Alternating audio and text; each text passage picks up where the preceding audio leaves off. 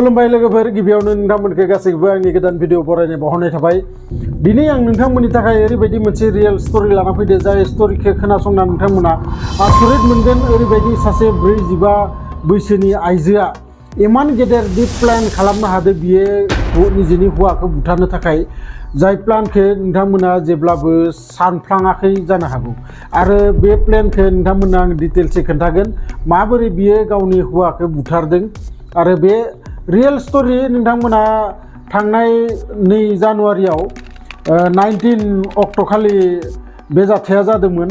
आरो 19 अक्ट' खालि थिग फुङाव 5 बाजियाव बै हिन्जावा उन्दुनानै सिखारो आरो सिखारनायनि उनाव बियो होख्राव होख्राव गाबनो हमो। गाबनाय लोगो लोगो न'नि गासैबो सुबुंफोरा बै हिन्जावा थानाय रुमसिम खारलाङो आरो खारलांनानै बेयाव नुहैयो जे हौवाया बिसनायाव उन्दुनानै फाजियैनो थैनानै दोङो आरो बे हिन्जावा बेयाव होख्राव होख्राव गाबबाय थानाय गासैबो थांनानै नुहैयो।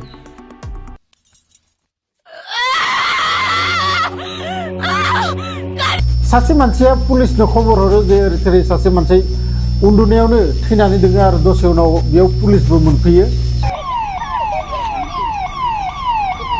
पुलिस मोनफैनायनि उनाव बेयाव पुलिसफोरा तदन्त खालामो, नायो आरो नागिरनायावथ' जेबो मोना आरो गासैबो माने नेचारेल डेथ होननानै सानो, जेराव माने उन्दुनायाव ओरैनो थैनानै दोङो होननानै हराव। नाथाय दसे उनाव पुलिसफोरा बिनि जेबाफोराव आखाइ होयो आरो आखाइ होनायाव बेयाव मोनो गोबांथार सेक्सनि मुलि, जाय मुलिखौ जानानैनो बिखौ थैदो होननानै अभारड'स लादों होननानै पुलिसफोरा गनायनानै लायो। आरो न'खरनि गासै सुबुंफोरनो खोन्थायो बियो जेबो जायाखै, बे मुलिखौ अभारड'स लानायनि थाखायसो बियो बेफोरबायदि जादों होननानै न'नि सुबुंफोरनो खोन्थायो। आरो बिदि बुंनानै पुलिसफोरा बै न'निफ्राय ओंखारलाङो। ओंखारलांनायाव ससे लामायाव बिसोरनिनो न'खरनि सानैसो सुबुंफोरा पुलिसनि उन थांनानै पुलिसफोरखौ लाखियो आरो लाखिनानै लामा सेराव बिसोरजों रायज्लायफिनो। आरो रायज्लायफिननायाव बै न'नि सुबुंफोरा बुङो जे बियो जेब्लाबो जानो हाया, जोंहा बै थैनाय सुबुंनि हिन्जावनि सायाव जोंहा सन्देह दङ आरो बिनो बुथारथारदों, बिखौ नोंथांमोना बिखौ पस्टमर्टमनि थाखाय पठायहर, अब्लासो नोंथांमोना हमनानै मोनगोन।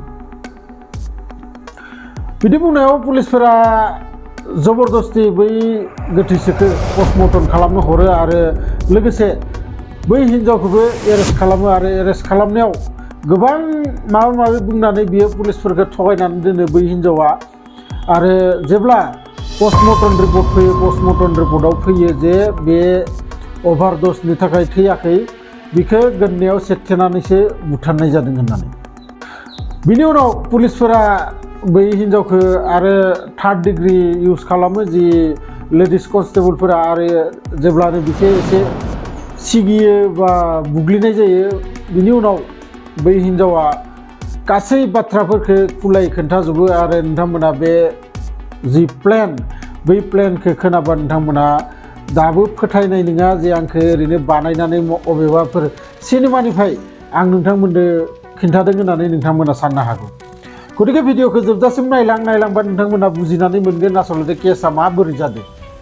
बोसोरथाम बोसोरब्रैसो सिगां बै हिन्जावा फेसबुक एकाउन्ट खुलिदोंमोन आरो बै फेसबुक एकाउन्टआव बियो गावनि जि सिख्ला समनि फट'खौ प्रफाइल पिक्चार हिसाबै इउज खालामदोंमोन। आरो बेखौनो नुनानै सासे रिहान होनाय 25 बैसोनि सेंग्राया बिनि थाखाय फाग्ला जायो। बियो बिखौ मोजां मोननो आरो बिखौ मोननो लुबैयो बियो।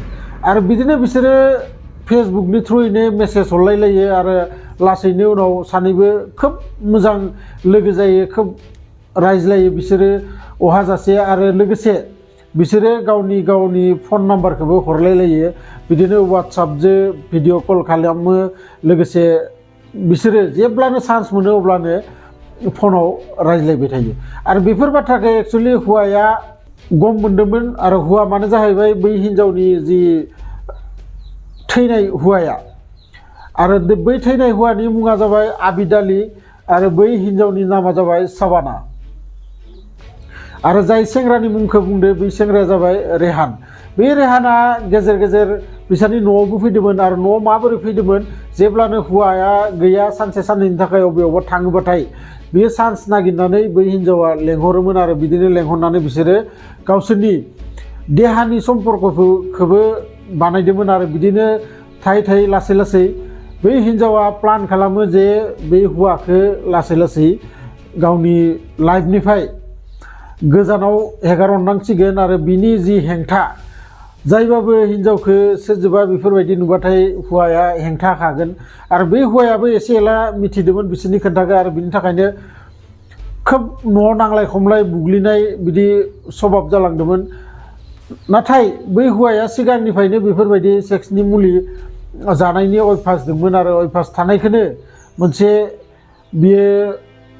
बिखौनो मोनसे गावनि अस्त्र हिसाबै बाहायनानै बियो बै हौवाखौ सानसे फन हरनानै खोन्थायो जे नोङो फैनायाव दिनै बेफोरबायदि मुलिखौ लाबोबाव आरो दिनै एसे बुजायनो लाबो आरो बिनिखायनो बै मानसियाबो फार्मासियाव थांनानै बेफोरबायदि मुलिखौ लाना फैयो आरो लाना फैनानै ओजों हिनजावा प्लेन खालामो जे बै रेहानखौ लोगोसे सासे लोगो लाबोफानो खोन्थायो आरो लोगोआ जाबाय दिल्लीनि आरो बे गासै जाथाया जाबाय कानपुरनि थांनाय 19 जानुवारि अक्ट'नि प्लेन हिसाबै हराव रेहाना गावनि सासे बिकास मुंनि लोगो लानानै फैयो आरो लोगो लाना फैनायनि उनाव जेब्ला बै हौवाया उन्दुनानै दंमोन बै समावनो रेहाना आथिङाव हमो आरो बै बिकासआ आखायाव हमो आरो बिनि उनाव बै हिनजावा बिखायाव जनानै बिनि गोदनायाव सेथ्रायनानै बे हौवाखौ बुथारो आरो बुथारखांनानै बिनि पकेटाव बै सेक्सनि मुलिफोरखौ सोनानै दोनो आरो बे खामानिखौ मावनो थाखाय रेहाननो 20,000 रां गद्रेजनिफ्राय दिहुनना हरो आरो हरावनो बै रेहानजों बिकासजों बै न'निफ्राय ओंखारलाङो आरो फुङाव बेफोरबायदि बिसोरो ड्रामा खालामो दा साथामखौबो पुलिसा एरेस्ट खालामबाय आरो बिसोरनि थाखाय कर्टआव केसा सलायगोन लासैनो जोंनि इन्डियानि केसफोरखौ नोंथांमोना गासैबो मिथिगौआनो बेसेबां स्ल' बेसेबां लेजि आरो इमान गेदेर प्लेन बै हिनजावादि बानायदो बेखौनो आङो जोबोद आसरित मोनदों जे हिनजाव मानसिफोराबो इमान गेदेर प्लेन बानायनो हागौ आरो लोगोसे बियो निजेनि बैसोखौ जेबो सानालासिनो निजेनि बैसोआ 45 आरो बै सेंग्रानि बैसोआ जाबाय 20 बोसोरनि फरक सासे सेंग्राजों संसार जानो लुगैनानैनो दिनै इमान गेदेर मोनसे क्राइम मावदो बियो दा बिनि गासै जिबना हयथ' फासिबो जानो हानाय नङाबाथाय बियो सारा जीवन जेलावनो खाथायनो गोनां जानो हानाय जायखिजाया नोंथांमोना भिडिअखौ नायनानै माबोरै मोनखो आंनो कमेन्ट बक्सआव लिरहरबानो जाबाय आरो लोगोसे जायफोरा गोदानै आंनि चेनेलाव फैदो चेनेलखौ साबस्क्राइब खालामना लाबानो जाबाय मानोना आं बेफोरबायदि भिडिअ नोंथांमोननि थाखाय लाबोगासिनो थायो लोगो मोनगोन बिदिनो मोनसे इन्टारेस्टिं भिडिअ लानानै नेक्स्ट भिडिअआव गोजोन्थों।